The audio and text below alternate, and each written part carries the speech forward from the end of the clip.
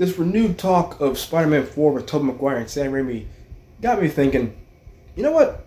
Why don't I go ahead and throw my 2 cents in? Why don't I go ahead and pitch my own Spider-Man 4 with Tobey Maguire? Now, this, of course, takes place after the events of Spider-Man No Way Home. So Peter Parker, Tobey Maguire, goes back to his universe, goes back to where he has a wife, Mary Jane Watson. That's right, they're married. Like you said in the movie, they figured it out. And they also have a daughter, May Parker, who's named, of course, after his Aunt May. Now, the main villain for this movie, I would go with Black Tarantula. And he's a villain that isn't as well known, but he's not exactly obscure. However, I think he could be a great villain for this movie.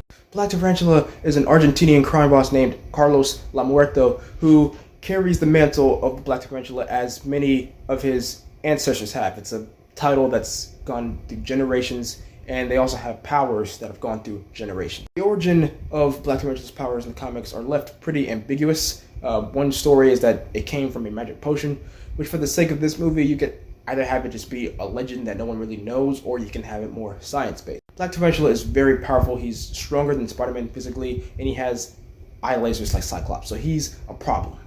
Now, Black Tarantula comes from Argentina to New York to try and establish a foothold in the New York crime scene, which is occupied at the moment by Tombstone.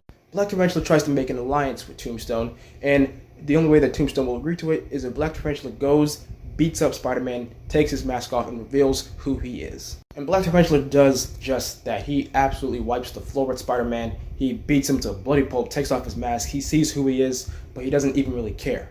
He goes to Tombstone, throws his mask on the desk, and he pretty much says, "I just destroyed Spider-Man very easily.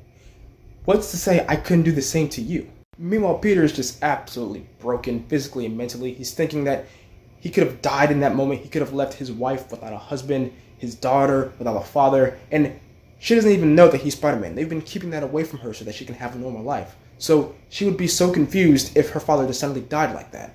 And he's thinking about quitting. He's thinking about hanging it up and not being Spider-Man anymore. Meanwhile, we learn that Black Tarantula himself has a family. He has a wife and he has a son. Now, his wife knows that he's a crime boss, but his son has no idea. They've been keeping that from him as well. So it's a perfect mirror between Black Tarantula and Spider-Man. Peter finds out about this and he tries to talk to Black Tarantula. He tries to appeal to him as a father, as a husband, because he knows what Black Tarantula is going through to an extent.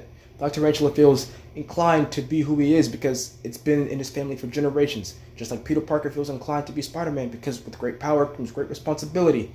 It can be a movie about choice and family, and it can even end with Peter Parker finally telling his daughter who he is, and maybe May Parker becomes Spider-Girl in the future. We have future installments with her. It's just an idea.